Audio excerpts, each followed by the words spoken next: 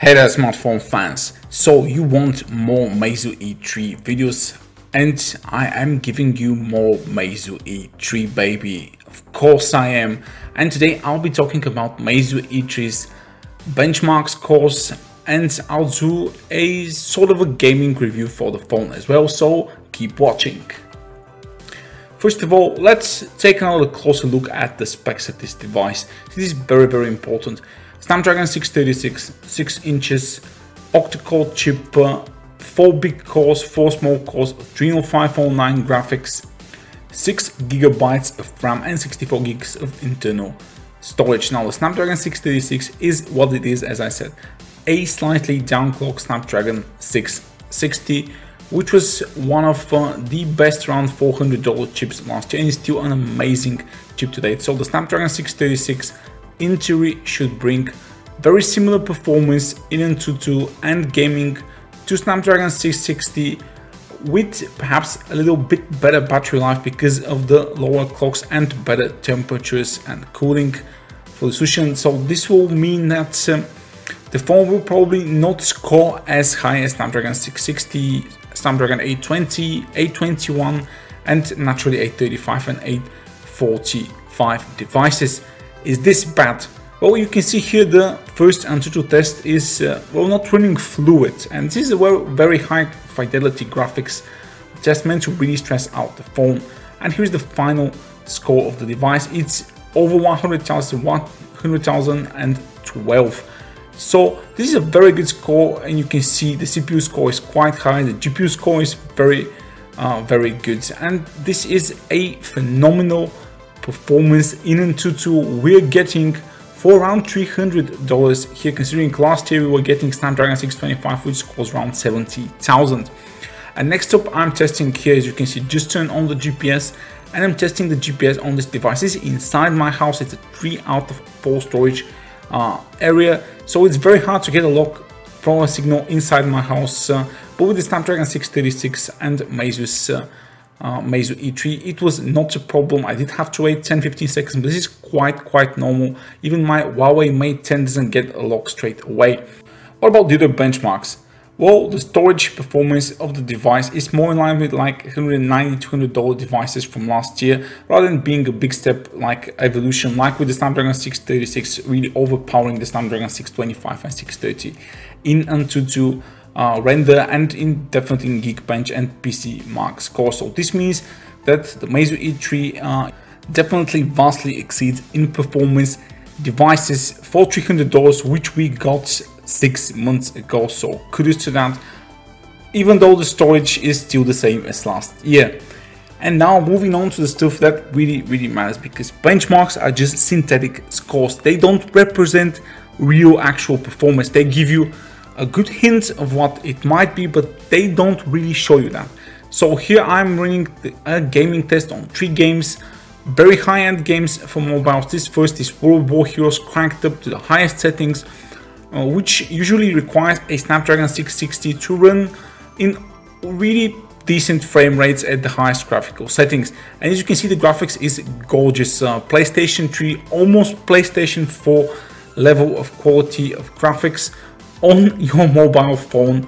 First person shooter, which has like all the deathmatch modes. You can even drive a tank in here, drive jeeps. It's one of my favorite games on Android. You should check it out. If you want to, maybe you'll meet me in a match here and there.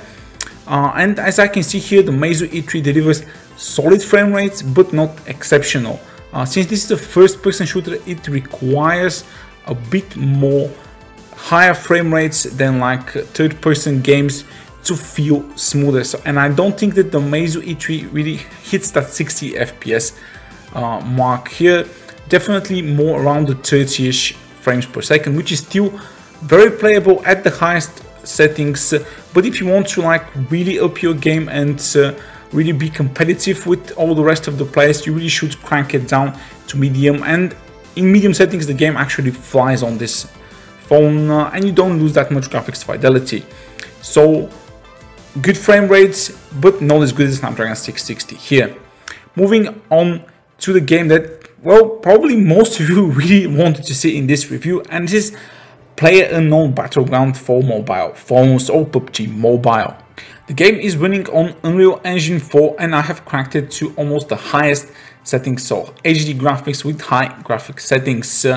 And this game, again, even on these settings, I have seen a few Snapdragon 660 phones actually stumble in here. So we'll see how the Meizu E3 with the Snapdragon 636 handle PUBG Mobile, which is a third first-person shooter, so because you can like zoom in and have a bit of a first-person perspective from someone. It's a huge open map game, so this really tests how the chip handles video memory and how it handles system RAM in game, because if you see frequent slowdowns with adequate hardware like the 6GB RAM here and like really a lot of clipping, a lot of stoppages, that means that the system resources are not well utilized.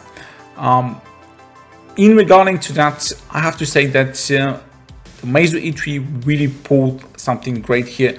I wasn't expecting PUBG Mobile to run this good on the highest graphic settings. Sure, there's a skipped frame here and there, but as I said previously, this is a mostly third-person game and does not require 60 FPS per second to run smoothly, so 30 FPS is fine.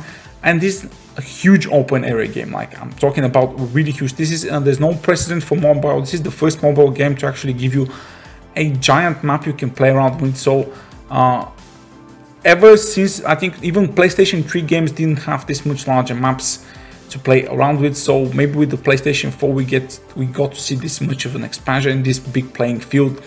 And as you can see here, first of all, the players playing PUBG Mobile are shockingly bad, because I'm really not comfortable playing this while recording and looking at a few other things as well. Yet I still managed to not get killed and kill a bunch of guys in this game.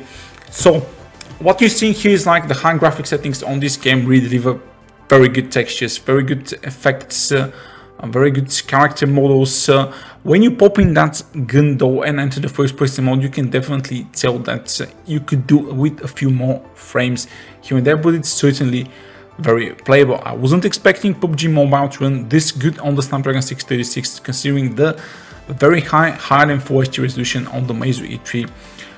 So this deems the PUBG Mobile on high graphic settings very playable on the Meizu E3, which is actually shaping up to be quite a good gaming phone.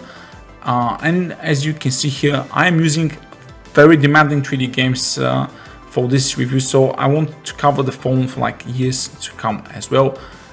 So all of you who were thinking of buying the Meizu E3 and had concerns about especially PUBG Mobile and heavy 3D gaming, I can definitely say that Meizu E3 can run at medium settings with super smooth frame rates any of the toughest and like highest quality graphics game on the Android Play Store right now.